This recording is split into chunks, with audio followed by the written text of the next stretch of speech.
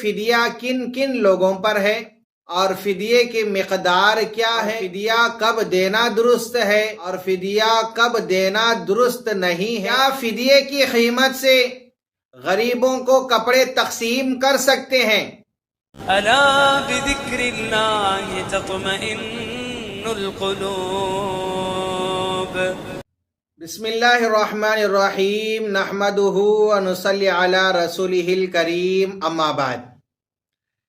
آج ہم جانیں گے فدیے کے اہم مسائل، یعنی کہ فدیہ کن کن لوگوں پر ہے اور فدیے کی مقدار کیا ہے اور فدیہ کب دینا درست ہے اور فدیہ کب دینا درست نہیں ہے۔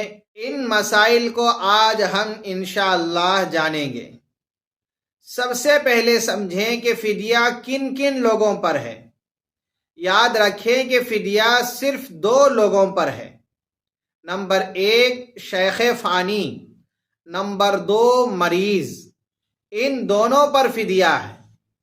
شیخ فانی سے مراد یعنی کہ ایسا بوڑھا اب طاقت آنے کی امید ہی نہیں ہے، بالکل ضعیف بوڑھا ہو چکا ہے، تو ایسا آدمی فدیہ دے سکتا ہے۔ نمبر 2 ایسا بیمار کہ اب صحت کی بالکل امید ہی نہیں ہے، یعنی کہ بالکل بھروسہ ہی نہیں کہ اب وہ درست ہوگا، اب وہ اچھا ہو جائے گا، تو ایسا مریض بھی فدیہ دے سکتا ہے۔ فدیے کی مقدار کیا ہے؟ فدیے کی مقدار ہے ہر روزے کے بدلے ایک مسکین کو صدقۃ الفطر کے برابر غلہ یا اس کی قیمت ادا کرے۔ صدقۃ الفطر سے مراد 2.25 کلو گیہوں یا اس گیہوں کی قیمت کسی مسکین کو دے، یا نہیں تو کم سے کم ایک روزے کے بدلے ایک مسکین کو 2 وقت کا پیٹ بھر کر کھانا کھلا دے، تو یہ فدیے کی مقدار ہوئی۔ نمبر 3 کیا فدیہ رمضان سے پہلے ادا کر دینے پر درست ہو جائے گا؟ تو سمجھے کہ فدیہ روزے کا بدل ہے۔ رمضان کے آنے پر فدیہ واجب ہوتا ہے۔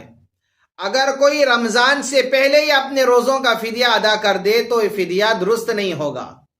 ہاں، رمضان آ گیا، روزے نہیں رکھ سکتا ہے، بوڑھا آدمی ہے یا ایسا مریض جو کبھی صحت یاب نہیں ہو سکتا، تو ان دونوں آدمیوں کے لیے فدیہ ادا کر سکتے ہیں۔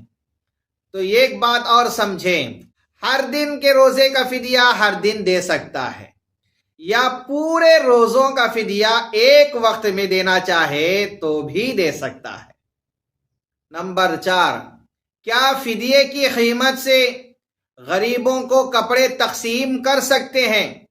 یہ مسئلہ سمجھیں کہ فدیے کی جو قیمت ہوتی ہے اس قیمت میں غریبوں کو کپڑا دینا چاہے تو دے سکتے ہیں، اس سے بھی فدیہ ادا ہو جائے گا۔ تو سمجھیں کہ 2.25 کلو گیہوں جو ہوتا ہے یا اس کی جو قیمت ہوتی ہے اس قیمت کے برابر اگر کوئی کپڑے دینا چاہے تو کپڑے دے دے غریبوں کو، اس کا فدیہ ادا ہو جائے گا۔ تو یہ فدیے کے متعلق چند مسائل تھے جس کا جاننا نہایت ضروری تھا۔ اللہ تعالیٰ سے دعا گو ہوں کہ اللہ تعالیٰ عمل کی توفیق مرحمت فرمائے۔ وما علینا الا البلاغ۔